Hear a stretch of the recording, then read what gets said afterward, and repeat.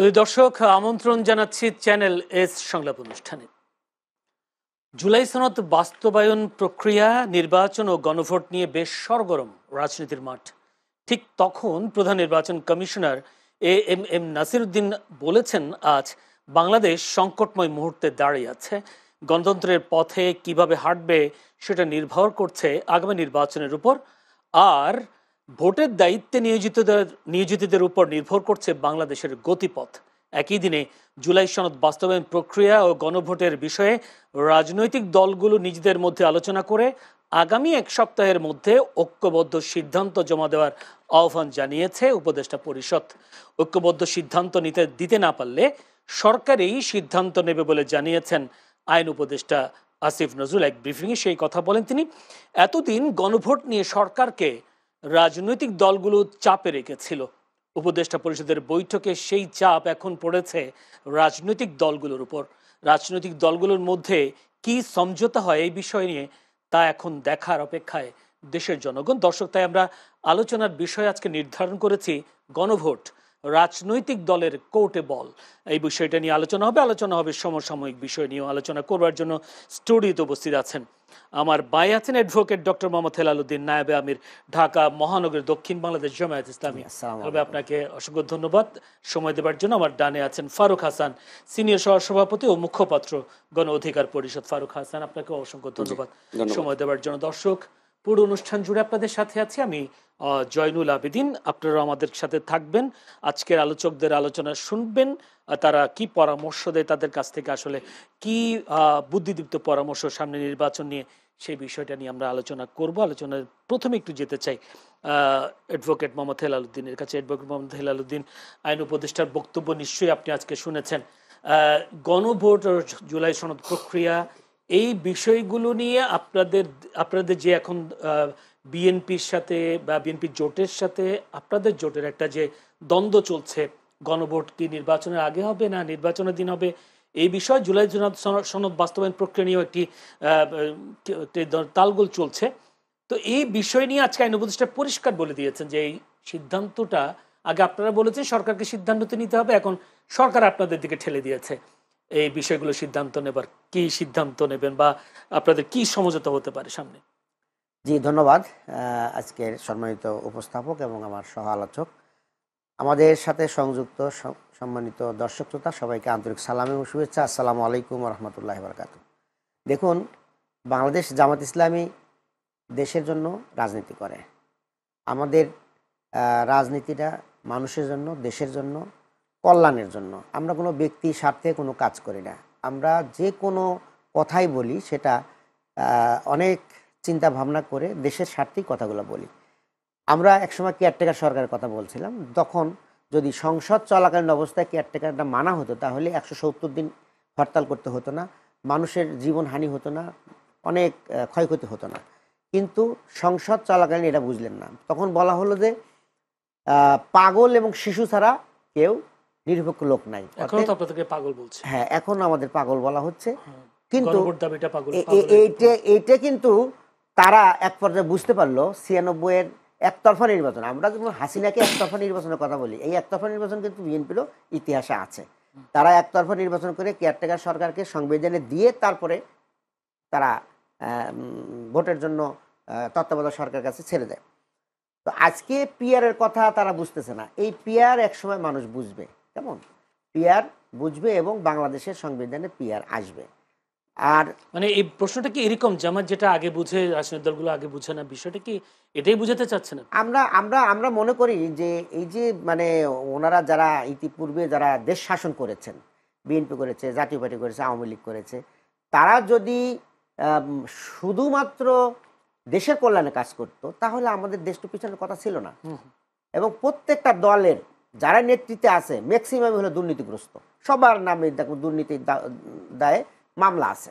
এখন তারা বলে আমার পলিটিক্যালি মামলা দিয়েছে। আর বাবা, দুর্নীতি করছে সেটা পলিটিক্যালি মামলা হয় নাকি? আপনার তো প্রমাণপত্র আছে। কেমন এই দুইজন হাতে কোনো ছাড়া পিয়ার দাবিটা তো আপনাদের একটা কৌশল বলা হচ্ছে। আমাদের কৌশল যেহেতু আপনারা পার্সেন্টেজ হারে বা সংখ্যা অনুপাতিক হারে সংসদে আসন বেশি পাওয়ার জন্য আপনারা সেই টেকনিকটা অবলম্বন করছেন। এটা শুধু আমাদের কেন, আজকে যদি ছাত্র দল যদি ঢাকা বিশ্ববিদ্যালয়ে পিয়ার মানতো তাহলে তারা 200টা পাইতো না? বলেন, সম্পাদক পাইতো কিনা? আর আজকে ভোট তো কম পায় নাই, 5,000 ভোট পাইছে, অনেক ভোট পেয়েছে। যেখানে সাদিক কায়েম পেয়েছে 14,000, অর্থাৎ 5,000 পাইছে। তাহলে সেখানে তো তারা 2-4টা সম্পাদক পাইতো, কিন্তু সেগুলো পাইল না, শুধু পিআর না কারণ। এখন এই পিআর হলে সবারই লাভ হবে, বিএনপির যেমন লাভ হবে, আমাদেরও লাভ হবে, অন্য সকল দলেরই লাভ হবে। আজকে এই বিষয়টা নিয়ে কি বল, গণভোটের বিষয় সমঝোতা হবে কিনা রাজনৈতিক দলগুলোর মধ্যে? আমরা সবার দাবি হলো সংস্কার ছাড়া ইলেকশন হবে না। শুধুমাত্র বিএনপি সংস্কার ছাড়া ইলেকশন চায়। একটা পর্যায়ে যখন সকল দলের চাপের মুখে তারা সংস্কারে তারা স্বীকার করছে। এখন সংস্কারের জন্য যে জুলাই সনদটা তৈরি হলো, সেই সনদ বাস্তবায়নের জন্য যে গণভোটটা দরকার, সেটা তারা আর করবে না। আর ভাই, আপনি গণভোট না দিয়ে, জুলাই সনদে আইনি ভিত্তি না দিয়ে আপনি কিসে ইলেকশন করবেন? আমরা তো চাচ্ছি যে ইলেকশনটা সংস্কারের মাধ্যমে ইলেকশন হবে, আমাদের ইলেকশন হবে দ্বিকক্ষ বিশিষ্ট সংসদ হবে। তাহলে তো আপনি এই জুলাই সনদে আইনি ভিত্তি না, আপনি দ্বিকক্ষ সংসদ এখন কি করবেন? সরকার তো আপনাদের দিকে বল ঠেলে দিয়েছে, এখন কি করবেন? এটা সরকারকেই সমাধান করতে হবে। ওনারা বলেছে আপনারা সিদ্ধান্ত নিতে না পারলে সরকারি সিদ্ধান্ত নিয়ে নেবে, অসুবিধা কি? আমরা আমাদের তখন তারা যদি বলে নির্বাচন যদি গণভোট হয় আপনারা মেনে নেবেন, সেটা তখন দেখা যাবে। এটা এখন ধন্যবাদ। একটু যেতে চাই ফারুক হাসান, সিইসি যিনি প্রধান নির্বাচন কমিশনার, তিনি যেহেতু নির্বাচন পরিচালনা করবেন সামনে, তিনি বলছেন যে আসলে দেশ একটা সংকটময় মুহূর্তের দিকে যাচ্ছে, ভবিষ্যৎ নির্ধারণ করবে নির্বাচন। আপনি কি বলবেন যে আসলে দেশকে আসলে সংকটময় মুহূর্তে যাচ্ছে কিনা? দেশে সংকটময় মুহূর্ত করে তোলার জন্য দায়ী কারা, রাজনৈতিক দল না সরকার? ধন্যবাদ আপনাকে। দেখুন, আমি শুরুতেই আসলে যেটি দিয়ে শুরু করতে চাই, এই জুলাই জাতীয় সনদ বাস্তবায়ন বা জুলাই জাতীয় সনদ কিভাবে ইমপ্লিমেন্ট হবে, বাস্তবায়ন হবে, এটি নিয়ে আজকের যেটি মুখোমুখি অবস্থান বা যে একটা জটিলতা তৈরি হয়েছে, এটা পুরোপুরি এই সরকার এবং এই সরকারের পিছনের কুশীলব যারা, তাদের একটা কৃত্রিম ধরেন যে পরিকল্পনার মাধ্যমে এই সংকট তৈরি করা হয়েছে। আমি গত কয়েকদিন ধরে এই বিষয়টি বারবার বলার চেষ্টা করছি যে আজকে বিএনপি এবং জামাতকে এই যে একটি মুখোমুখি সংঘাতময় পরিস্থিতির দিকে ঠেলে দেওয়া হয়েছে, এটা এই সরকারের একটি অশুভ ষড়যন্ত্র বাস্তবায়নের বহিঃপ্রকাশ। সেটা আপনি বলতে পারেন যে কিরকম অশুভ ষড়যন্ত্র। দেখুন, এই সরকারের যারা আজকে দায়িত্বে রয়েছেন, এদের মধ্যে ধরেন যে 99%ই বলতে পারেন, 2-1 ছাড়া, বিগত 15 বছর যাদের গায়ে ন্যূনতম ফ্যাসিবাদের একটা টোকা লাগে নাই, আঘাত লাগে নাই, ধাক্কা লাগে নাই, এরা হঠাৎ করে এসে আজকে কিন্তু মিনিস্টারের চেয়ারে, অ্যাডভাইজারের চেয়ারে। তো সুতরাং যারা বিগত 15-16 বছর ফ্যাসিবাদ কর্তৃক ন্যূনতম আঘাতপ্রাপ্ত হন নাই, এরকম ব্যক্তিরা যখন এরকম একটা মধু আহরণের জায়গায় বসে, সে কি এত সহজে তাড়াতাড়ি সেই মধু আহরণ ছাড়তে চাইবে? কখনোই চাইবে না। সেই জায়গা থেকে তারা মনে করে যে বিএনপি জামাত যেহেতু বড় রাজনৈতিক ফোর্স, এই বিএনপি জামাতের মধ্যে একটা দ্বান্দ্বিক পরিস্থিতি তৈরি করতে পারলে, বিএনপি জামাতের মধ্যে একটা সংঘাতময় পরিবেশ সৃষ্টি করতে পারলেই কেবল নির্বাচন বিলম্বিত করা যাবে। একই সাথে আমরা আমাদের যে উচ্চাভিলাষী দীর্ঘমেয়াদী ক্ষমতায় থাকার একটা খায়েশ, এটা আমরা বাস্তবায়ন করতে পারবো। দেখেন, উত্তরণের জন্য রাজনৈতিক দলগুলো কি করতে পারে? আসবো। দেখেন, বিএনপি এবং জামাত উভয়ে কিন্তু গণ অভ্যুত্থানের পক্ষের শক্তি, কাউকেই আমরা ধরেন যে বিরুদ্ধে বা গণ অভ্যুত্থানের বিপক্ষের শক্তি বলবো না। এখানে 5ই আগস্ট পরবর্তী সময়ে কার কি ভূমিকা, কার কি অ্যাক্টিভিটিটা আমরা সবাই জানি। কিন্তু এই গণ অভ্যুত্থানের পক্ষে বিএনপি ছিল, জামাতও ছিল, আমরা সবাই ছিলাম, এটা কেউ অস্বীকার করতে পারবে না। তাহলে এই যে বিএনপি জামাতের মধ্যে যতই বাক বিতণ্ডতা, যতই ধরেন যে মাঠে ধরেন যে আপনার কথার যুদ্ধ হোক, কিন্তু তারা জানে যে ফ্যাসিবাদ যদি ফিরে আসে, সবচাইতে বেশি ক্ষতিগ্রস্ত হবে বিএনপি এবং জামাত। এটা একবারই স্পষ্ট। তাই ফ্যাসিবাদের প্রশ্নে বিএনপি জামাত একবারই কিন্তু অনর, আপোষহীন, এটা আমরা সবাই জানি। তাহলে এই যে বিএনপি জামাতকে আজকে একটা সংঘাতময় পরিস্থিতির দিকে ঠেলে দেওয়া, এটা কেন হলো, কেন করলো সরকার? দেখেন, সরকার যখনই বিপদ আজ করে বা টের পায়, তখন বিএনপিকে ডাকে, জামাতকে ডাকে, তার সাথে আবার কয়েকদিন আগে রাজনীতির মাঠে গজিয়ে ওঠা দল কয়েকদিন আগে জন্ম নিয়েছে এনসিপি, তাদেরকেও প্রধানতম দল হিসেবে প্রতিষ্ঠা করা, দেখানো, সরকার যা যা করা দরকার সবই করে। আচ্ছা, ভালো কথা, ডাকলেন, 3টি দলকে নিয়ে আলাদা মিটিং করে, কোনো অসুবিধা নেই, ডাকুন। এখন আমার প্রশ্ন, এই যে আমরা দীর্ঘ 2 মাস জাতীয় ঐক্যমত্য কমিশনে আলোচনা করলাম, আলোচনা পর্যালোচনা ডিবেট হলো, তারপরে একটা চূড়ান্ত পর্যায়ে আমরা পৌঁছালাম, এরপরে এটার ইমপ্লিমেন্টেশন নিয়ে একটা জটিলতা তৈরি হলো, কিভাবে হবে? তারপরে আমরা ওই বের করলাম অনেকগুলো। গণভোটের বিষয়ে সবাই একমত, বিএনপি জামাত গণ অধিকার এনসিপি সবাই একমত যে গণভোট হবে। এখন গণভোটটা আগে হবে না একই দিনে হবে, এটা নিয়ে একটা জটিলতা। আর গণভোটের প্রশ্নটা কি হবে, এই জটিলতা তৈরি করছেন কেন? এটা আমরা তৈরি করি। ধরেন জামাত আগে গণভোট চাই, এই যে তার আগে চাই, শেষ করি, এই যে আগে চাই, আগে যাওয়ার পক্ষে যে তাদের যুক্তিগুলো, প্রত্যেকটা যুক্তি তো লজিক্যাল, মানে যুক্তিগুলো যৌক্তিক। আবার ধরেন যে যারা একই দিনে চাই তাদের যুক্তিগুলোকে আপনি ফেলে দিতে পারেন না। সিদ্ধান্ত সরকারকে নিতে হবে। এখন আমাদের পজিশনটা ছিল ওখানে ফ্লেক্সিবল। আমরা বলেছি যে একই দিনে হলেও আমাদের খুব একটা আপত্তি নেই, আগে করলেও ভালো, কোনো অসুবিধা নেই, কিন্তু সরকারকে ডিসাইড করতে হবে, সিদ্ধান্ত নিতে হবে যে আসলে এই যে যারা আগের পক্ষে তাদের যুক্তিগুলো অধিকতর ভারী নাকি যারা একই দিনে চাই তাদের যুক্তিগুলো অধিকতর ভারী। এই সিদ্ধান্তটা সরকারকে নিতে হবে। ভাই আজকে যদি ডক্টর মোহাম্মদ ইউনূস, জনাব মির্জা ফখরুল ইসলাম আলমগীর সাহেব আর জামাত ইসলামের সম্মানিত আমির সাহেবকে নিয়ে এক টেবিলে বসেন, আমি তো মনে করি আধা ঘন্টার মধ্যে এই ইস্যু সেটেল হবে, আধা ঘন্টা। তাহলে সরকার প্রধান আপনি এনসিপি কে ডাকেন, জামাতকে ডাকেন, বিএনপি কে ডাকেন, যখন বিপদ আজ করতে পারেন এরকম একটা জনগুরুত্বপূর্ণ ইস্যু জুলাই জাতীয় সনদ, যেটার আলোকে আগামীর বাংলাদেশ বিনির্মাণ হবে, আপনি এই ইস্যুটা সেটেল না করেই কেন আপনার ঐক্যমত্য কমিশনকে আপনি এই রিপোর্ট পেশ করার মানে আপনি মানে নির্দেশ দিলেন, বা আপনি কেন এটা গ্রহণ করলেন? আপনি কি এই উদ্যোগ নিয়ে বিএনপি জামাতকে, ভাই আমি 30 সেকেন্ড শেষ করি, বিএনপি এবং জামাতকে নিয়ে ডক্টর মোহাম্মদ ইউনূস বসতে পারতেন না আধা ঘন্টার জন্য? উনার কি সময় হন নাই? এনসিপি কে নিয়ে আপনি ঘন্টার পর ঘন্টা মিটিং করতে পারেন। এনসিপির ওই নেতারা, ছাত্র নেতারা যখন চাই তখন যমুনাতে দৌড়াই, তাদেরকে আপনি সময় দেন, অথচ বিএনপি জামাতের শীর্ষ 2 জন নেতাকে নিয়ে বসার মতো আপনার সময় হলো না। তার মানে আপনি চাচ্ছেন এই ইস্যুটা নিয়ে রাজপথে আন্দোলন সংগ্রাম হোক, মাঠে একটা অরাজকতা তৈরি হোক, মাঠ আনস্টেবল হোক, তাহলে আপনারা আপনাদের যে অশুভ চিন্তা এটা আপনারা বাস্তবায়ন করবেন। ধন্যবাদ। আমি বিএনপির একটা যুক্তির কথা বলি, যে যুক্তিটা বলছে যে গণভোট হলে তাহলে আর একটা নির্বাচনের খরচ হতে পারে গণভোটের জন্য। তাদের এই যুক্তি নিশ্চয়ই আপনি যুক্তিযুক্ত মনে করেন, যৌক্তিক মনে করেন? অবশ্যই যৌক্তিক। যৌক্তিক যদি তাই হয়, সেখানে নাসিরউদ্দিন পাটোয়ারি একটা কথা বলেছেন যে বিএনপি যে চাঁদাবাজি করেছে, চাঁদাবাজির একজনের টাকা দিয়ে তো একটা গণভোট, সেটা ভিন্ন বিষয়। চাঁদাবাজি তো খালি ওই নয়নকরণ অনেকেই করছে। ইভেন যে নাসিরউদ্দিন পাটোয়ারি নিজে এই বক্তব্য দিয়েছে তার পার্টিরও অনেকেই এই চাঁদাবাজি ধান্দাবাজির সাথে জড়িত। কয়েকদিন আগেই দেখলাম তাদের চট্টগ্রামের এক নেত্রী আওয়ামী লীগের এক নেতার কাছে ভাগ চেয়েছে টাকার। তো সুতরাং এগুলো তো মিডিয়াতে প্রকাশ্যে গণমাধ্যমে রেগুলার আসছে। সুতরাং চাঁদাবাজি বিএনপিও করছে, তারাও করছে, সুতরাং এটা তো অস্বীকার করার কোনো কারণ নেই। হ্যাঁ, এখন এই যে আমরা বলছি ধরেন একটা জাতীয় নির্বাচন কন্ডাক্ট করতে প্রায় 2 থেকে 3 হাজার কোটি টাকা ব্যয় হয়, তো সেখানে তার আগে যদি একটা গণভোট করতে আমরা যাই বা চাই, এখানেও ধরেন যে মোটা থেকে 1 থেকে 1.5 হাজার কোটি টাকা ব্যয় হবে। এখন এই জিনিসটা আমাদের কনসার্নের বিষয়। তার মানে এই টাকা বাংলাদেশের নাই, ব্যয় করতে পারবো না, বিষয়টা এমন না। মানে সরকারকে সিদ্ধান্ত নিতে হবে যে আসলে বাংলাদেশের জন্য কোনটা বেটার, কোনটা দরকার। সরকার যদি মনে করে এই 1.5 হাজার কোটির চাইতেও বাংলাদেশকে স্টেবল রাখার জন্য, আগামী নতুন বাংলাদেশ বিনির্মাণের জন্য আগে গণভোটটা দরকার, করো, অসুবিধা নেই, গুরুত্বপূর্ণ। আমি একটা প্রশ্ন করি, সরকার খোলামেলা কথা কেন বলছে? আশঙ্কাটা এখানে যে এতদিন প্রশ্ন ছিল যে ফেসিবাদ বিদায়ের পর আবার নতুন কোন ফেসিবাদ যাতে তৈরি না হয়, সেই জন্য বিভিন্ন দাবির সরকারের পক্ষ থেকে বলা হচ্ছে। কয়েকদিন আগে 1 নভেম্বর 71-এর মানবতা বিরোধী অপরাধে জড়িত থাকার দায়ে এবার জামায়াতকে নিষিদ্ধ করার আহ্বান জানিয়েছেন বিএনপি চেয়ারপারসনের উপদেষ্টা মোয়াজ্জেম হোসেন আলাল।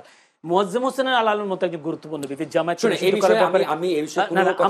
আমার প্রশ্নটা শুনুন, নতুন করে আবার নতুন কোন ফ্যাসিবাদ তৈরি হওয়ার সুযোগ হচ্ছে কিনা, আমার প্রশ্ন হচ্ছে ওই জায়গায়। প্রশ্নটা আপনি যেটা করেছেন এটা গণমাধ্যমেও আসছে, বক্তব্য আমরা সবাই শুনেছি। আমি আসলে এই বক্তব্যের প্রাসঙ্গিকে কোনো কথা বলতে চাই না, কারণ জামাত ইসলামের নেতাদের যে বিচারিক প্রক্রিয়ার মাধ্যমে তাদেরকে ফাঁসি দেওয়া হয়েছে, এটা যে সঠিক কায়দায়, সঠিক ফর্মুলায়, সঠিকভাবে আইন অনুসরণ করে হয় নাই, এটা দেশি বিদেশি সবাই বলেছে। ইভেন বিএনপির তৎকালীন প্রধান, এখনো তিনি প্রধানের দায়িত্বে রয়েছেন, বেগম খালেদা জিয়া পর্যন্ত বলেছেন। সুতরাং এটা নিয়ে তো আর কথা বলার প্রয়োজন নাই। এখন কেউ যদি বলেও থাকে হয়তো রাজনৈতিক কারণে বলছে। সুতরাং এই বিচারিক কার্যক্রম নিয়ে আমরা এখন কথা বলতে চাই না। এখন আসলে আমাদের সময় নতুন বাংলাদেশ বিনির্মাণ কিভাবে করব, সবাই মিলে আমরা এই তিক্ততার দিকে যদি বারবার এগোতে চাই তাহলে তিক্ততা বাড়বে, সংঘর্ষ বাড়বে, হাঙ্গামা দাঙ্গামা বাড়বে, নতুন বাংলাদেশ বিনির্মাণের যে লড়াই রাস্তা সেটা ভেস্তে যাবে। ধন্যবাদ অ্যাডভোকেট হেলালুদ্দিন। এই মোয়াজ্জেম হোসেন আলালের বক্তব্যের প্রতিবাদ জানিয়েছেন কালকে জামায়াতের নায়েব আমির। তিনি বলেছেন যে বিএনপির সাথে এই বিষয় নিয়ে আলোচনায় বসছে। যে আমার প্রশ্ন হলো, বিএনপির সাথে আসলে কি বিষয়ে আলোচনা করতে চায় জামায়াত? বিএনপি নেতার জামায়াত নিষিদ্ধের ব্যাপারটাই বা নিষিদ্ধ করার বিষয়টা জামায়াত কি ভীত কিনা বা জামায়াত ভয় পেয়েছে কিনা? দেখুন, আসলে খণ্ডিত বিষয় নিয়ে আলোচনা করা ঠিক না। উনি আমাদের গতকালকে যেটা বলেছেন, আমরা ভীত কেন হব? আমাদের আগে একবার নিষিদ্ধ হয়েছে আওয়ামী লীগ আমলে। হ্যাঁ, আমাদের বহু নিষিদ্ধ করা হয়েছে আমাদের। এখন তো আপনার শেখ হাসিনা লাস্ট করলো, আইয়ুব খান আমাদের নিষিদ্ধ করেছিল, কিন্তু কাজ হয়নি। কেমন ন্যায় এবং সত্যের পথে থাকলে বাধা বিপত্তি আসবে, এগুলো উত্তরে চলে যেতে হবে। আর আপনার শেখ হাসিনা তো আমাদের এই দায় নিয়ে আমাদেরকে নিষিদ্ধ করলো, সেটা তো টিকলো না। এরপরে এখন ওনারা যেগুলো বলছেন এগুলো আসলে সঠিক নয়, কারণ আমরা ওনাদের সাথে 91 সালে নিঃস্বার্থ সমর্থন দিয়ে ওনাদের সাথে আমাদের যাত্রা শুরু হয়। এরপরে 2001-এর আগে আমরা একসাথে আন্দোলন করেছি, 4 দলীয় জোট করেছি, এবং এক টার্মে 5 বছর আমাদের এমপিরা মন্ত্রী 2 জন ওনাদের সাথে কাজ করেছে। তো তাহলে তখন কি আমরা রাজাকার ছিলাম না? আমরা মুক্ত মানে মানে স্বাধীনতা বিরোধী ছিলাম না? তাহলে একসাথে থাকলে তখন সঙ্গী হই, আর যখনই স্বার্থের হানি লাগে তখন আমরা জঙ্গি হয়ে যাই। এগুলো সঠিক নয়। ধন্যবাদ। আরেকটা প্রশ্ন, আরেকটা বিষয় একটু বলি, আপনারা যদি খুঁজে দেখেন এখন আসলে এগুলো নিয়ে আমাদের এই তিক্ততা বাড়ানো ছাড়া কিছুই না। আপনি মনে করেন আমাদের প্রেসিডেন্ট জিয়াউর রহমানের সময়ে চিফ মিনিস্টার যিনি ছিলেন উনি আব্দুর রহমান, উনি একজন বড় ধরনের রাজাকার ছিলেন। এরপরে মশিউর রহমান জাদু মিয়া, উনি একজন বড় ধরনের স্বাধীনতা বিরোধী এবং রাজাকার ছিলেন, তালিকায় নাম ছিল, শাস্তি হয়েছে। এরাদেরকে ওনারা মন্ত্রী বানিয়েছেন, অনেক বড় মন্ত্রী বানাইছেন। এরপরে আমাদের মির্জা ফখরুল সাহেবের আব্বা একজন রাজাকার ছিলেন, মির্জা রুহুল আমিন। আমাদের আমির হোসেন মাহমুদ সাহেবের আব্বা একজন রাজাকার ছিলেন। সালাউদ্দিন কাদের চৌধুরীকে তো এই কারণে ওনাকে ফাঁসি দেওয়া হলো, কারণ ওনার আব্বার কারণে ওনাকে ফাঁসি দেওয়া হলো। এরপরে হলো আপনার আব্দুল আলিম সাহেব, এগুলো সবাই কিন্তু বিএনপির মন্ত্রী, এমপি, এরা সব ছিল রাজাকারের। এবং আওয়ামী লীগের সময় একটা হিসাব দিয়েছিল, সেই হিসাবে 10,000 একটা তালিকা দিয়েছিল। তালিকার মধ্যে 8,000 ছিল আওয়ামী লীগের, 2,000 ছিল বিএনপির, জামাতে ছিল মাত্র 37 জন। এখন যদি 37 জনই যদি টোটাল দায়িত্বে এসে যায়, আর 2,000 জন তাহলে কিভাবে দায়িত্ব থেকে এড়াবে?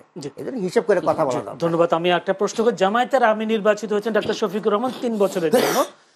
আপনাদের নির্বাচন পদ্ধতিটা আসলে গণতান্ত্রিক প্রক্রিয়া নাকি মানে একেবারে গোপনে ব্যালটে হয়ে যাওয়া? এই গণতান্ত্রিক যে আপনারা বলেন যে আপনারা গণতান্ত্রিক প্রক্রিয়া রাজনীতি করতে চান, এটি কি গণতান্ত্রিক প্রক্রিয়া হয়েছে নাকি আপনারা কাউকে মানে ডাক্তার শফিকুর রহমানকে ভোট দেওয়ার জন্য রোকনদেরকে আপনারা আগে থেকে নির্দেশ, যেহেতু আপনার ক্যাডার ভিত্তিক সংগঠন? না, আমাদের সংবিধান ওপেন আছে, বাজারে কিনতে পাওয়া যায়।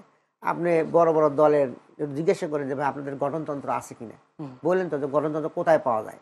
আমাদের গঠনতন্ত্র আমাদের মার্কেটে ওপেন আছে, যাই হোক ওয়েবসাইটে আছে। সেখানে আমি নির্বাচনের একটা ধারা দেওয়া আছে, কারা সেই ধারা অনুযায়ী ভোট দিবে। এবং আমরা একটা প্যানেলও করে দিই। 3 সদস্যের একটা প্যানেল আমাদের মজলিসে শুরা থেকে এটা আমরা নির্ধারণ করে দিই। মজলিসে শুরার সদস্যরা ভোট দিয়ে এই প্যানেলটা নির্মাণ করেন। এই প্যানেলের ভিতরে যে কোনো একজন অথবা যে কোনো কাউন্সিলর যারা ভোটার, তারা তাদের মতো করে কাউকেও দিতে পারে। তো সেই অনুযায়ী আমরা ওপেন দিয়ে দিই, আমাদের ব্যালট দিয়ে দিই, তারা ভোট দেয়। আমরা জেলা পর্যায়ে আমরা ভোটগুলো কালেকশন করি। জেলা প্রার্থী কি একজনই ছিলেন? আমাদের 3 জন ছিলেন। আমাদের শফিকুর রহমান সাহেব ছিলেন, অধ্যাপক মুজিবুর রহমান সাহেব ছিলেন, আর অধ্যাপক গোলাম পরোয়ার। এই 3 জনের আমরা প্যানেল দিয়েছিলাম এবং বলেছি যে শুধু এই 3 জনের মধ্যে সীমাবদ্ধ আপনারা থাকবেন না। আপনারা যদি মনে করেন যে এর চাইতে বেটার কোনো ব্যক্তি আমির হওয়ার দরকার, তাকেও দিতে পারেন। তো আলহামদুলিল্লাহ আমাদের শফিকুর রহমান সাহেব সর্বোচ্চ ভোট পেয়েছেন, পেয়ে উনি আবার নির্বাচিত হয়েছেন। মানে কি আপনাদের গণতান্ত্রিক প্রক্রিয়া? গণতান্ত্রিকই তো, গণতন্ত্রের বাইরে কেমন হবে? কিন্তু ইসলাম কি তাই গণতান্ত্রিক প্রক্রিয়াকে এলাও করে কিনা যদি বলি, খেলাফতকে এলাও করে না গণতন্ত্র নাকি রাজতন্ত্র, কোনটাকে আসলে ইসলাম ফলো করে? এইটা খেলাফত, আমাদের যেটা এটা খেলাফতেরই অংশ। কারণ তখনকার দিনে মানুষ ছিল কম, ঠিক আছে, সবাই একসাথে মদিনায় চলে আসতেন। আসার পরে বলা হতো যে আমরা এই খলিফাকে আপনারা যদি মানেন তাহলে তার কাছে বায়াত নেন। ঠিক আছে, আমরা আবু বকরের কাছে বায়াত নেব। ঠিক আছে, নিলেন, বায়াত নিলেন, হয়ে গেলেন, খলিফা হয়ে গেলেন। এরপরে বিভিন্ন শহরে এই পয়গাম পাঠায় দেওয়া হতো, সেখানকার লোকজন এসে এসে বায়াত নিতেন। এটা ছিল খেলাফতের বায়াতের সিস্টেম। আমরাও তো ঠিক এই কথায় বলে দিয়েছি, কেন্দ্র থেকে আমরা জানাই দিয়েছি, প্রত্যেকটা জেলা কমিটিকে জানাই দিয়েছি যে আপনাদের রোকনদের সামনে এটা উপস্থাপন করেন যে আমাদের আমিরের সময় শেষ হয়ে গিয়েছে, নতুন আমির নির্বাচন হওয়া দরকার। এইটা প্যানেল থাকলো, এর বাইরে যদি মনে করেন তাকেও ভোট দিতে, তাকে ভোট দিবে। এটা তো আমাদের একটা প্রশ্ন ছোট্ট করে, আমি 1 মিনিট, যদি 1 মিনিট আগে 30 সেকেন্ডে, আপনাদের আমিরের পর্যায়ে কোনো মহিলা কি আমির হইতে পারবে? না, আমাদের আমির হওয়ার জন্য মহিলা এটা হওয়ার বিধান নাই। মহিলারা আমাদের পরামর্শ সভা মজলিসে শুরার সদস্য হইতে পারবে। আমাদের একটা মহিলা মজলিসে শুরা আছে, প্রায় 150 বোনেরা সেখানে মেম্বার আছেন, তারা মহিলা মজলিস শুরা, আমাদের কেন্দ্রীয় মজলিস শুরার অংশ তারা। আচ্ছা, ধন্যবাদ। দর্শক, আমরা ছোট একটা বিরতি দিয়ে যাচ্ছি, আমাদের সঙ্গে থাকবেন।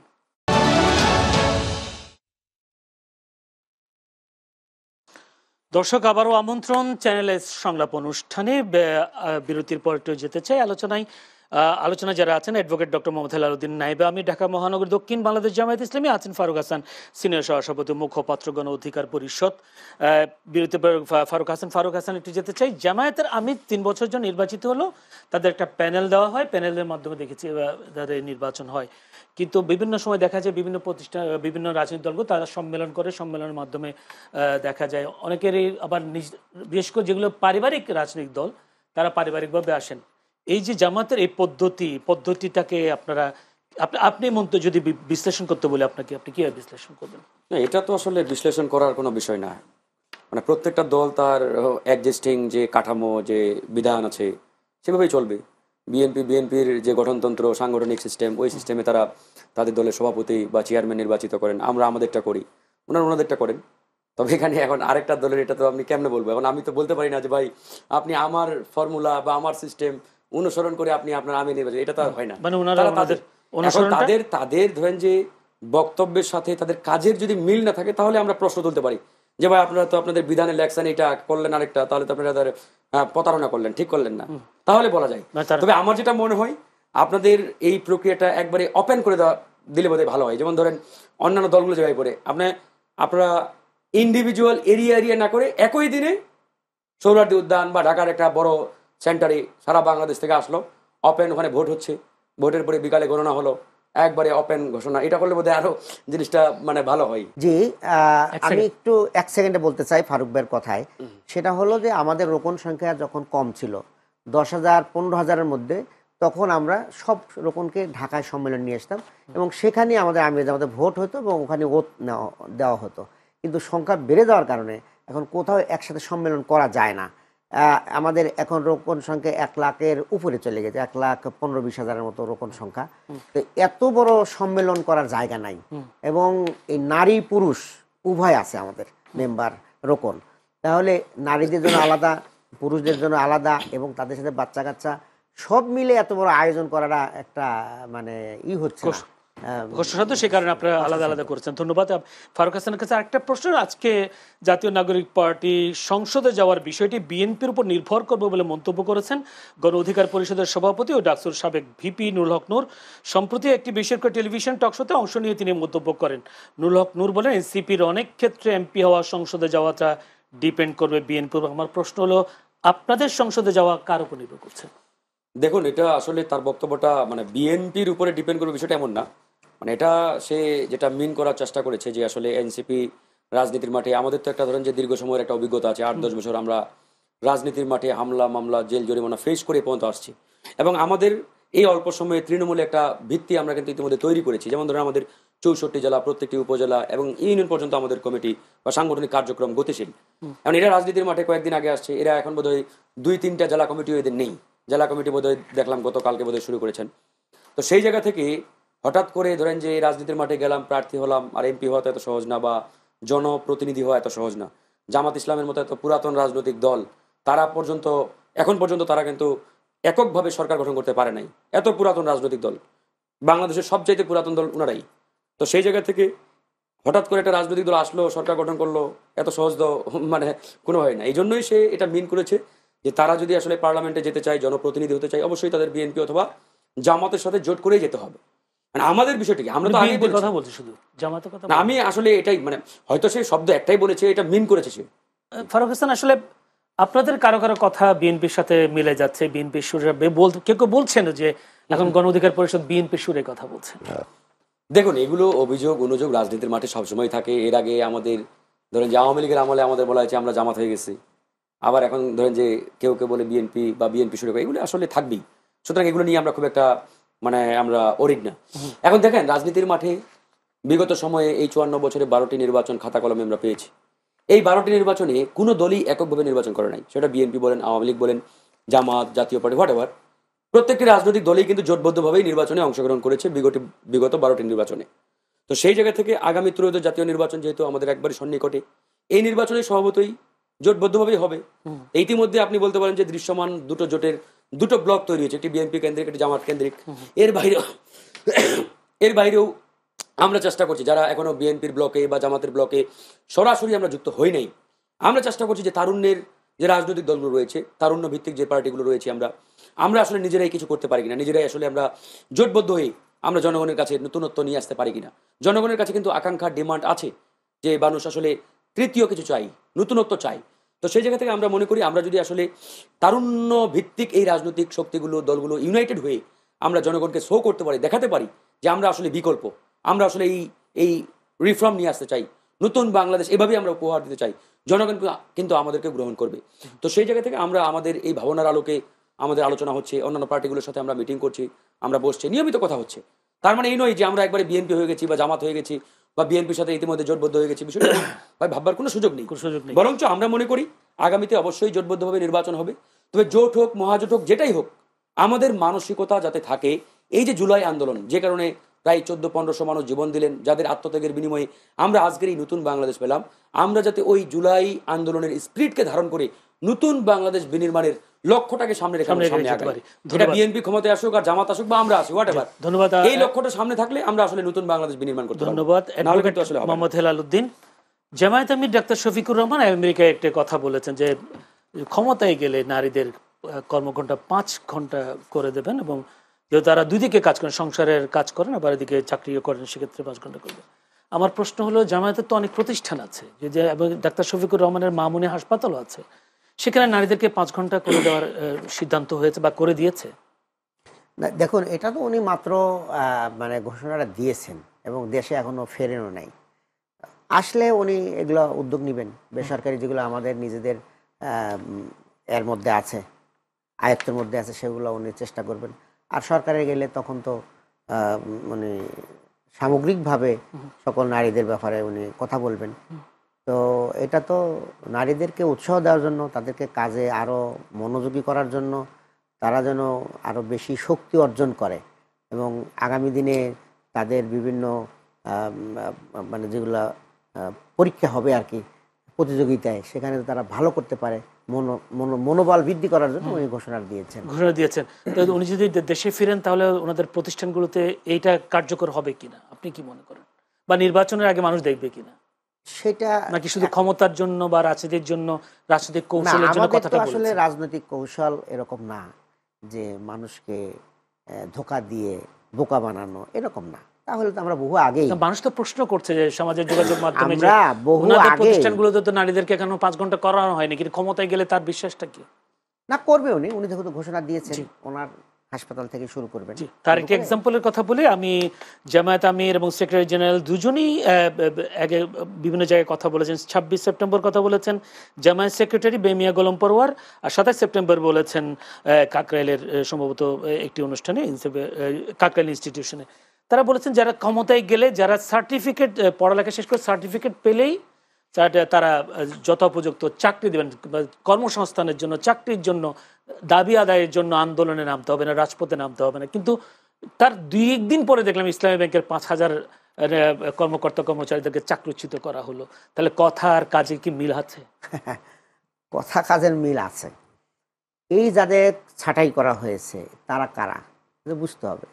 তারা হলো এস আলমের সময় এই ব্যাংকটা দখল করে নিয়েছিল, জবরদখল করে। সেখানে তিনি কোনো পরীক্ষা নিরীক্ষা ছাড়াই অযোগ্য অপদার্থ লোকজনকে ওনারা এখানে দিয়েছিলেন, টাকার বিনিময়ে, চট্টগ্রামের লোকজনকে টাকার বিনিময়ে এগুলো করেছিলেন। ব্যাংক সিদ্ধান্ত নিয়েছে যে অন্তত পক্ষে তারা একটা পরীক্ষায় অংশগ্রহণ করবে, ঠিক আছে, পরীক্ষা দিয়ে তারা একটু দেখাক যে না আমাদের যোগ্যতা আছে, এতটুকু তারা ব্যাংক চেয়েছিল। এর ভিতরে যারা পরীক্ষা অংশগ্রহণ করেছে তাদেরকে অ্যালাউ করা হয়ে গেছে, আর যারা পরীক্ষাই দেয় নাই তাদেরকে কিভাবে করা যাবে? 5-6 বছর 7 বছর চাকরি করার পর আবারও তাদেরকে নিয়োগ পরীক্ষায় বসানো, এটা কি কতটা যুক্তিযুক্ত? এটা অবশ্যই যুক্তিযুক্ত, কারণ আপনি তো ব্যাংকটাকে একক কোনো বিষয় নয়, আপনি জোর দখল করে যা ইচ্ছা তাই করবেন তাই হবে, তা তো হবে না। এটা নিয়মে থাকতে হবে যে ব্যাংকটাকে প্রতিষ্ঠা করে শরিয়া আইনের জন্য করা হয়েছে, সেখানে আপনি বেসরিয়া আইন কাম করবেন, সেটা হয় কেমনে? এই জন্য ওনারা একটা আইনের মধ্যে নিয়ে আসছেন, তত পরীক্ষা দিয়ে একটা এতে আসেন, সিস্টেমে আসেন। ইসলামী ব্যাংক কতটুকু শরিয়া মানে? আসলে ইসলামী ব্যাংক তো তাদের সর্বোচ্চ শরিয়াই মানে, সর্বোচ্চ শরিয়া মানে। এবং আরেকটা কথা কি বললেন আপনি, যে যেখানে চাকরি দিতে চাইলো, দেখেন আমাদের যে অপার সম্ভাবনা আছে, আমরা আসলে সবাই ছুটছে, মানুষ কিসের পিছনে ছুটছে তাও জানি না। আমাদের এখানে দক্ষতা উন্নয়ন একটা কর্তৃপক্ষ আছে। এই দক্ষতা উন্নয়ন কর্তৃপক্ষ ইচ্ছা করলে আমাদের যারা এই যে আমাদের জনবল আছে এদেরকে দক্ষ করে প্রত্যেক বছরে 4 কোটির উপরে চাকরি দেওয়ার মতো অবস্থানে আছে দেশে এবং বিদেশে। কিন্তু তারা সে উদ্যোগ নেয় না। এমন কিছু লোকজনকে, অপদার্থ লোকজনকে কোনো বসায় রাখে যারা এগুলোর ব্যাপারে কোনো খোঁজ, অথচ এটা একটা মানে খুব একটা ইন্টারেস্টিং একটা বিষয়। এই দক্ষতা উন্নয়ন কর্তৃপক্ষ যদি জামাতের মানে আমরা যদি সরকার গঠন করতে পারি, এখান থেকে প্রচুর লোককে আপনি প্রত্যেক বছরে 4 কোটি হলে আপনার 5 বছরে 20 কোটি লোক।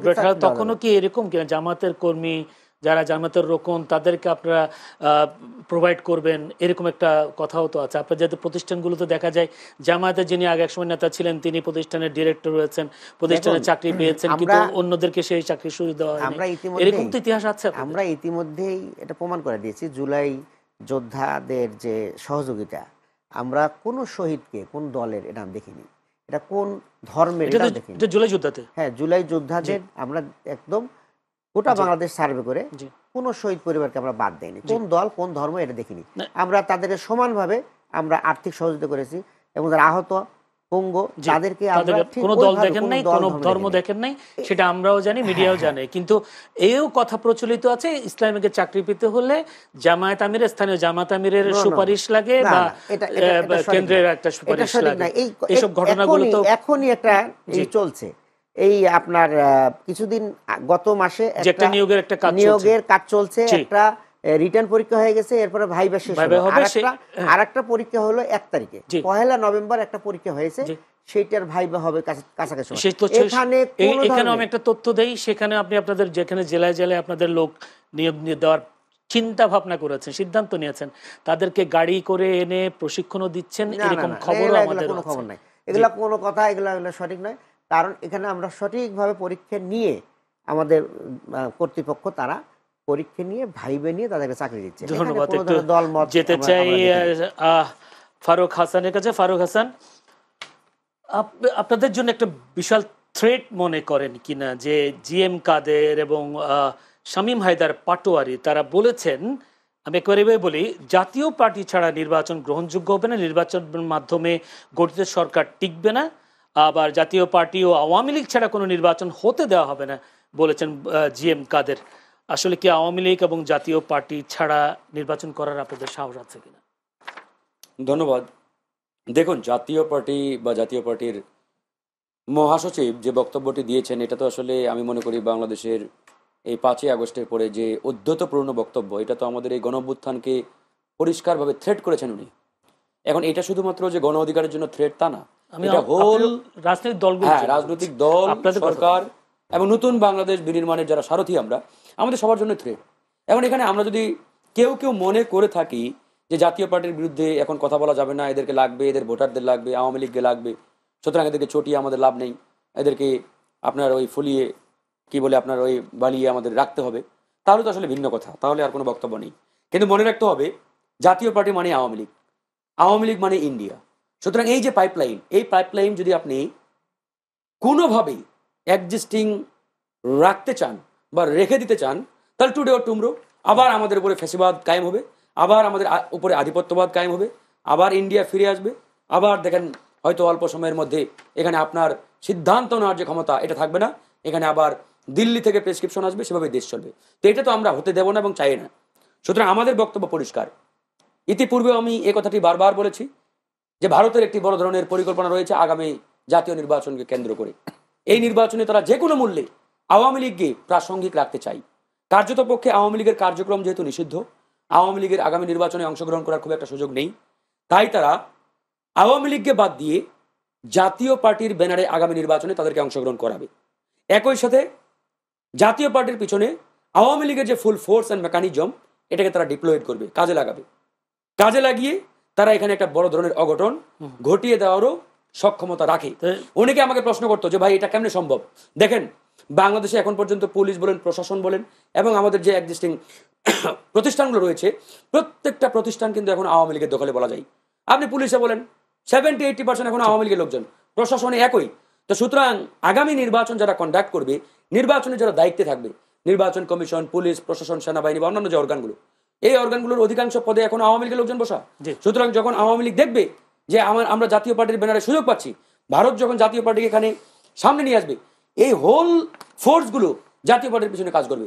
সুতরাং এদেরকে কাজে লাগিয়ে এখানে একটা অঘটন ঘটিয়ে দেওয়ার সুযোগ রয়েছে। ধন্যবাদ। আরেকটা আমি জাস্ট আমার কাছে একটা প্রশ্ন, আমি আমার বোঝা হয়ে গেছে, সঠিক উত্তর ছিল আমার। একটা প্রশ্ন, নুরুল হক নূর বলেছেন বিশ্ববিদ্যালয় শিবিরের বিজয় রহস্যজনক বলে তিনি একটা মন্তব্য করেছেন। তিনি বলেছেন গ্রামে আমরা দেখি 500 থেকে 1000 টাকায় মানুষ ভোট দিয়ে দেয়, আর একজনকে বাদ বিচার করে না, সেটা জনসচেতনতার অভাব, যার ফলে অযোগ্য মানুষ সংসদে চলে আসে, নেতৃত্বে চলে আসে। তাহলে উচ্চশিক্ষিত তরুণরাই তো তাই করছে, বিশ্ববিদ্যালয়ে উচ্চশিক্ষিতরা তাই তো করছে, টাকার বিনিময়ে ভোট দিচ্ছে, তাই সেখানেও কি অযোগ্য মানুষ সংসদে চলে আসছে কিনা? নুরুল হক নূরের বক্তব্য যদিও প্রতিবাদ জানিয়েছে জগন্নাথ বিশ্ববিদ্যালয়ের একজন নেতা, আপনি কি মনে করেন আসলে তারা কি টাকা দিয়ে ভোট নিয়েছে, তারা বা অযোগ্য লোকগুলো বিশ্ববিদ্যালয়ে আসছে? আমি শুনি নাই, আমি মিডিয়াতে দেখছি, এরকম নিউজ দেখছি। আমি আসলে বিস্তারিত তার বক্তব্যটা শুনলে ভালো হতো। তো যাই হোক, এই জন্য যেহেতু শুনি নাই পুরো বক্তব্য, সুতরাং না শোনার উপরে বেস করে আসলে কমেন্ট না করাটাই ভালো। তবে আমি হেলাল ভাইয়ের একটা বিষয় আমি একটু বলে রাখি, এই যে আপনি নারীদের কর্মঘণ্টার বিষয়ে ওনারা বা ওনাদের দলের আমির যে একটা বক্তব্য দিয়েছেন, এটা আমি মনে করি আসলে রাজনৈতিকভাবে হয়তো তারা এটা বক্তব্য দিয়েছেন রাজনৈতিক সুবিধার জন্য। এটা আসলে কতটুকু যৌক্তিক, এটা কিন্তু একটা বড় প্রশ্নের বিষয়।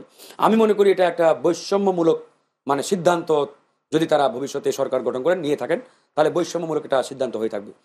যেমন ধরেন আপনি নারী পুরুষ, আমরা যে অ্যাঙ্গেল থেকে চিন্তা করি, আমরা নারীদের জন্য ধরেন যে একটা নির্দিষ্ট আইন তৈরি করলাম, আবার পুরুষদের জন্য আরেকটা আইন তৈরি করলাম, এটা তো হতে পারে না। বরঞ্চ জামাত যদি সরকারে যায়, তাদের স্ট্যান্ডটা এরকম হওয়া উচিত ছিল যে নারীদের জন্য আমরা এমন স্পেশাল কিছু ক্রাইটেরিয়া তৈরি করব, যাতে করে তারা তাদের কর্মক্ষেত্রে অধিকতর কমফোর্টেবল পরিবেশ পায় এবং কাজ করতে স্বাচ্ছন্দ্য ফিল করে। যেমন এখন সরকারের আইন রয়েছে যে একজন গর্ভবতী নারী, তারা সম্ভবত জন্মদানের পরে 6 মাস বোধ হয়, 6 মাস যে সুবিধাটা পায়, এটা ওনারা বাড়িয়ে 8 মাস করতে পারে, 10 মাস করতে পারে। একই সাথে পুরুষেরও বোধ হয় 2 মাস না এরকম বোধ হয় আছে, 3 মাস, এটাকে তারা বাড়িয়ে করতে পারে। একই সাথে নারীদের জন্য ধরেন যে এমন একটা এনভায়রনমেন্ট তৈরি করতে পারে, যে একজন নারী প্রেগনেন্ট অবস্থায় সে 2 তলায় অফিস করে, ওই অফিসটা তারা 2 তলায় না নিয়ে নিচে করতে পারে, যাতে তার 2 তলায় সিঁড়ি বেয়ে উঠতে না হয়।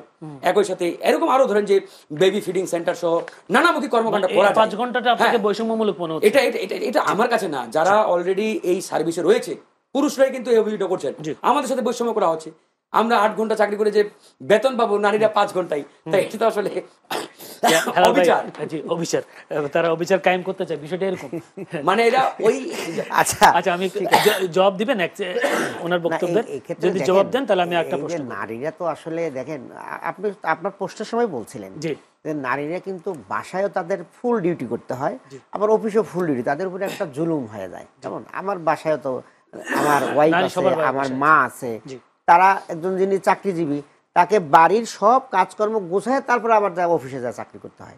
এই জন্য সেই বিবেচনায় উনি কথা বলেছেন, বা এটাকে আমরা আরো বিবেচনা করতে পারবো, উনি একটু বলছেন, সময় আসলে হয়তো করবেন। আমি একটু লাস্ট প্রশ্নটা করি, সেটা হচ্ছে জিএম কাদের যে বক্তব্যটা দিয়েছে, জাতীয় পার্টি ছাড়া নির্বাচন গ্রহণযোগ্য হবে না, নির্বাচনের মাধ্যমে গঠিত সরকার টিকবে না, আবার শামীম ভাইদাবাদ জাতীয় পার্টি আওয়ামী লীগ ছাড়া কোন নির্বাচন হতে দেওয়া হবে না, গৃহযুদ্ধ হতে পারে, এরকম একটা বক্তব্য তিনি দিয়েছেন। আপনাদের অবস্থান কি? আমাদের অবস্থান খুবই পরিষ্কার, আমরা বলেছি, কিন্তু আওয়ামী লীগের অনেক লোক কিন্তু আপনাদের দলের আমরা বলেছি জুড়ে যাচ্ছে, কিন্তু আমাদের বক্তব্য খুবই পরিষ্কার যে আমাদের 5 দফা দাবির মধ্যে একটা হলো 14 দল, জাতীয় পার্টিকে নাম উল্লেখ করে 14 দল বলেছি, তাদেরকে নির্বাচনে কোনোভাবে আসতে দেওয়া যাবে না। কারণ তারা এই 15 বছর আওয়ামী লীগকে বাতাস দিয়েছে, আওয়ামী লীগকে ফ্যাসিস্ট হওয়ার ক্ষেত্রে তারা ভূমিকা রেখেছে। সর্বশেষ এই আমাদের ভিপি নুরুল হক নূর ভাইয়ের উপরে যে হামলাটা করলো, এটা তাদের একদম নির্দেশনা এবং তাদের সহযোগিতায় করেছে। এই ধরনের ফ্যাসিস্ট যারা করতে পারে, তারা আগামী দিনে রাজনৈতিক ময়দানকে আরো উত্তপ্ত করতে পারে। এদেরকে শুরুতেই এদেরকে নিষ্ক্রিয় করতে হবে। কিন্তু আপনাদের দলে বিললে বা আপনাদের দলের সাথে ঢুকলে কোনো সমস্যা হবে না? আমাদের দলে বা কারোর দলের সাথে কোন দলে তারা আসবে কেন? তার আগেই তো আইন করে সরকারকে আমরা বলছি যে তারা যখন আপনাদের দলে ঢুকবে তখন তো আর আওয়ামী লীগ বা জাতীয় পার্টি থাকবে না, তখন তো সে আপনি জামাতের কর্মী হয়ে কাজ করবেন। আমাদের তো এরকম চরিত্র নাই যে আমরা মুখে একটা বলবো, আর একটা বলবো। আমাদের ক্ষেত্রে কোনো প্রমাণ দেখাতে পারবেন? বিভিন্ন জায়গায় আওয়ামী লীগের লোকেরা যুক্ত হচ্ছে, আওয়ামী লীগের লোক যুক্ত হচ্ছে, আওয়ামী লীগের লোক আমাদের এখানে যুক্ত হচ্ছে। ধন্যবাদ। আমি একটু দর্শক, আমার হাতে একেবারে সময় নেই, শেষ হওয়ার সময় এসেছে। শেষ করবার যে আলোচনা ছিল গণভোট, রাজনৈতিক দলের কোর্টে বল বিষয় নিয়ে আলোচনা ছিল। অ্যাডভোকেট আলোচনায় যারা ছিলেন অ্যাডভোকেট ডক্টর মোহাম্মদ হেলাল উদ্দিন, নাইবা আমি ডক্টর মহানগরী দক্ষিণ বাংলাদেশ জামায়াত ইসলামী, ছিলেন ফারুক হাসান, সিনিয়র সহসভাপতি ও মুখপাত্র গণ অধিকার পরিষদ। দুজনকে অসংখ্য ধন্যবাদ সময় দেওয়ার জন্য আজকের আলোচনায়। দর্শক, আপনারা আমাদের এই দুজন রাজনীতিকের বক্তব্য শুনবার জন্য আপনাদেরও প্রাণঢালা অভিনন্দন, শুভেচ্ছা জানিয়ে আজকের মতো এখানে শেষ করছি। আগামীকাল একই সময়ে চ্যানেলের সংলাপ অনুষ্ঠান দেখার আমন্ত্রণ জানাচ্ছি। ভালো থাকবেন সবাই।